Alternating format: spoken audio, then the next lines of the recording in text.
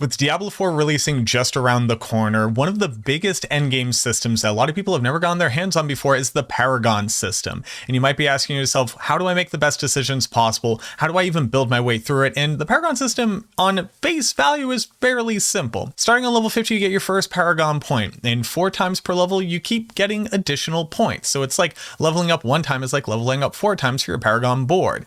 That means that at the end of the game, if you do all of your renown, you'll have 220 Paragon points to spend walking through the Paragon boards, connecting them, making this giant maze. And it seems, again, fairly simple at face value. Oh, this one gets me additional damage in life, whereas this one gets me additional resistances in life. Well, I want to do more damage. Let me go ahead and build my way out there. So if you're a Necromancer, you obviously want a lot of intelligence. That's our primary stat. Oh, we have a magic node here, gives us additional damage. The rare node gives us additional damage. We can either pick up life here and move over, or pick up life in here, move over. It's the same number of points, so it kind of doesn't matter. And as we're building up and through, you'll encounter the Glyph Socket, and it's kind of interesting that it's smack dab in the middle of your starter board, so this thing's gotta be important.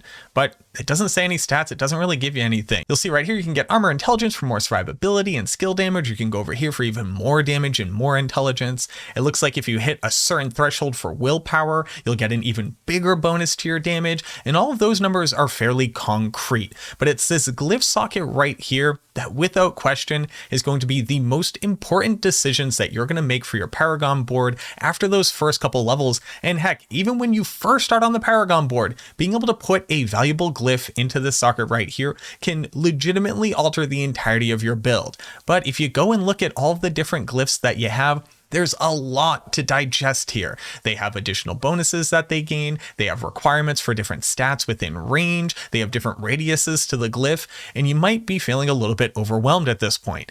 How do you decide whether or not the Glyph Socket's worth it? Whether or not you'll be able to hit these requirements for additional bonuses, whether or not you even have enough stats within range of the Glyph Socket to be able to get what you need out of it? Well, you could go the old-fashioned way. You can literally count up the total number of nodes that are within the radius of your glyph and say, okay, do I have enough intelligence within range? Do I have enough dexterity? Is there enough strength and willpower to be able to meet the requirements for this random glyph that I have right here? Luckily enough, I went ahead and did all of that work for you. I've put together a single tool that you can look across every single character, every single board, and with a snapshot that's color-coded, determine whether or not that Glyph Socket is efficient for your build, you'll be able to meet your requirements, and at what level of your progression you'll be able to get the bonuses that your build might need to really shine.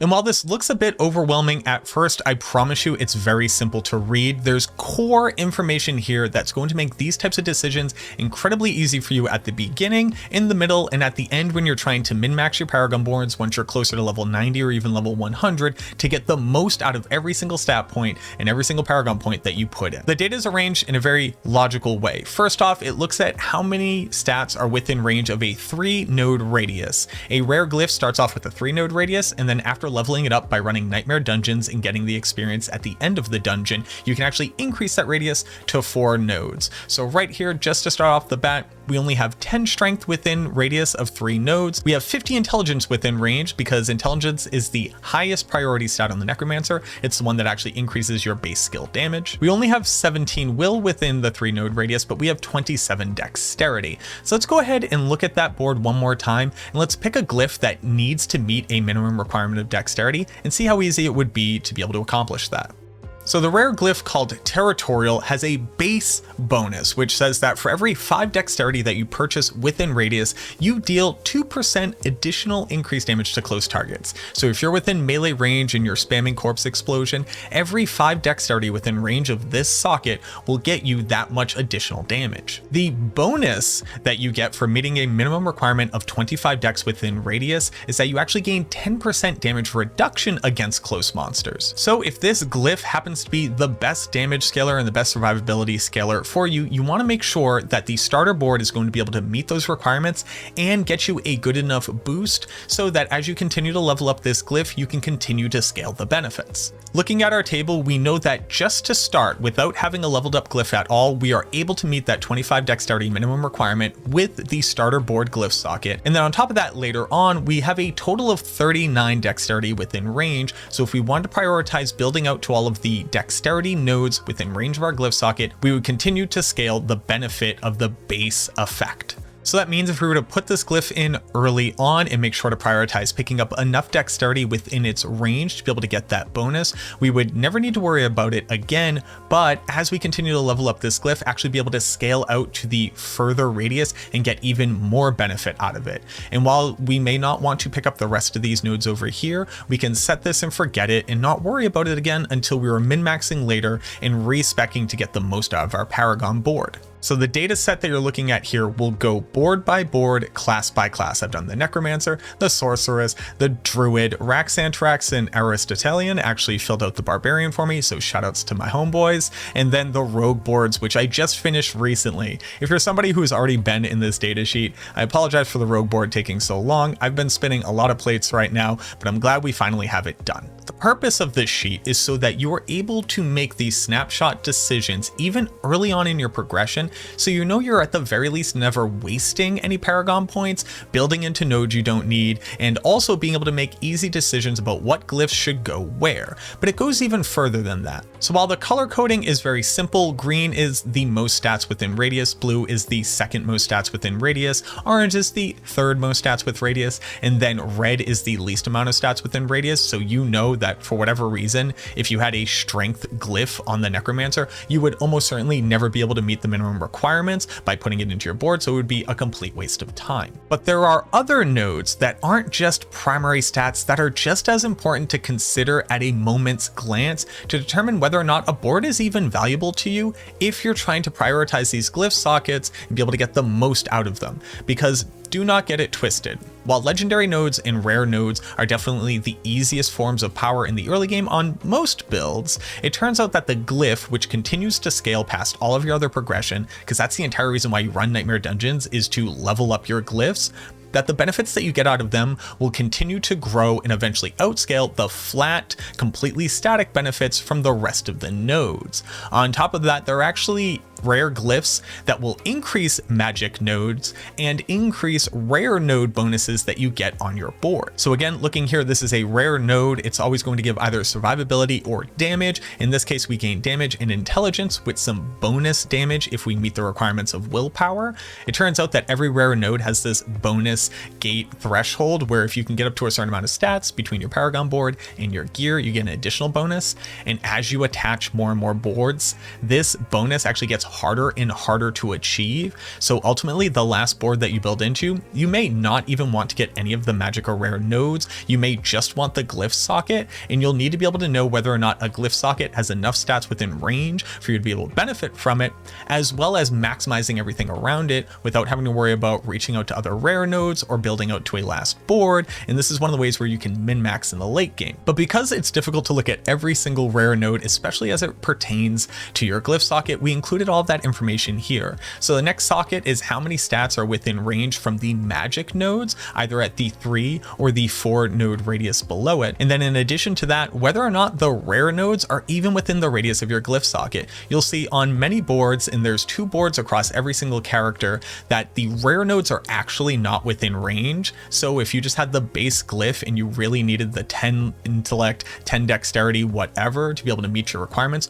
you wouldn't be able to do it on something like the Flesh Eater board for the Necromancer. On top of that, for certain boards, there are actually no stat giving or primary stat giving magic nodes within radius. So while you may be able to get additional damage to injured monsters or additional armor, you wouldn't be able to pick up dexterity or willpower. So you would know that if this was a board where you really wanted willpower and you liked the rare nodes, you would bare minimum need to be at that 4 node radius on your glyph, meaning you would have to have leveled it up a few times before you'll be able to slot it into that board. So whether you might be picking up the legendary node or some rare nodes on a board, you'll know that that glyph socket is very inefficient for your build until you get to a certain progression level. But then I went ahead and colored everything that gave you a damage bonus as this light red here, as you see with the 1% damage, minion damage, golem damage, and then the dark purple is indicative of anything that gives you survivability. So if you had a glyph that said you wanted a ton of dexterity within its radius, but I also really wanted to pile on some damage to elites, or I thought that prioritizing that type of damage or survivability would be important to me,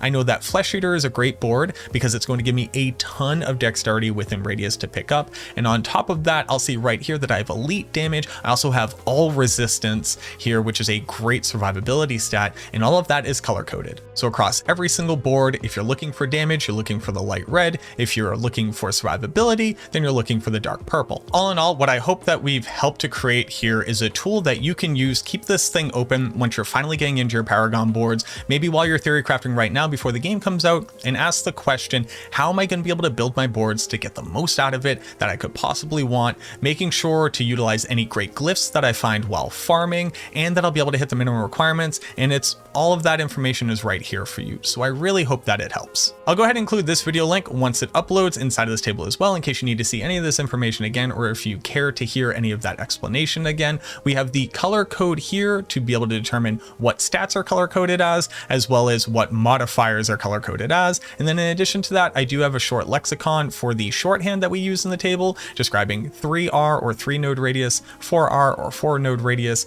magic 1, magic 2, rare 1, and rare 3, etc. I hope that this board helps you with your theory crafting. I know that Raxantrax's community has been having a great time with it. Shoutouts to my homeboy for spreading it out to them. I really do hope that it helps. And in addition to that, if this is the type of breakdown that you enjoy for your ARPG or just video gaming deep dives in general, this is the type of content that I make all the time for Diablo 2 Resurrected already. And I'm going to bring this same type of energy, hyper analytical and deep dive mechanical theory crafting to Diablo 4 as well. So if you're brand new to the channel, either follow on Twitch or subscribe here on YouTube. I would super appreciate it. I'd love to have y'all around if I could. In addition to that, we have a Discord link down below in the video description. I'm trying to gather as many of the hyper nerds as I possibly can so that all the best type of theory crafting can occur in one space, so we can get that information out to as many people as possible to make the best build guides, make the best farming strategies, everything that we can do to dissect Diablo 4 to the point that we have for Diablo 2 and then Diablo 2 Resurrected. But again, thank you so much for watching this video. I truly hope that it helps, and I look forward to seeing you in the next video.